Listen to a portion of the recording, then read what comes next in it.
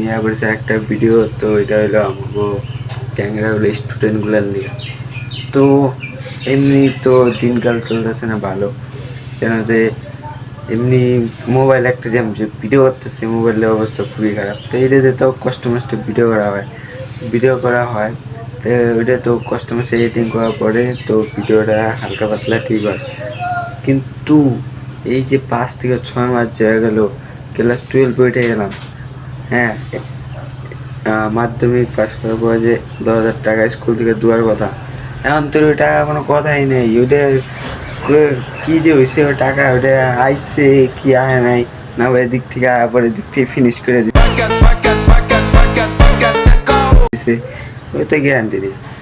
তো আমাকে যে ক্লাসটা আছে আমাকে খুব না, কিন্তু আমার ক্লাসের অন্তত একজনের টাকা ঢুকে নেই।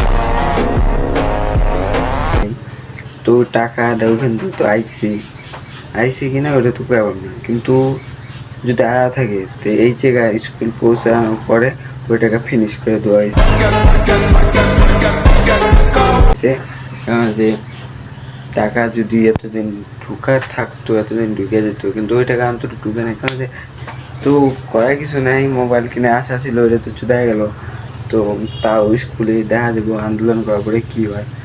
তো ওইটা কোনো ব্যাপার না। তো ওগুলো বিষয় হয়, হালকা পাতলা হয়, কিন্তু এইরকম হওয়াটা ঠিক না। সরকারের টাকা যদি গান মারে দেয়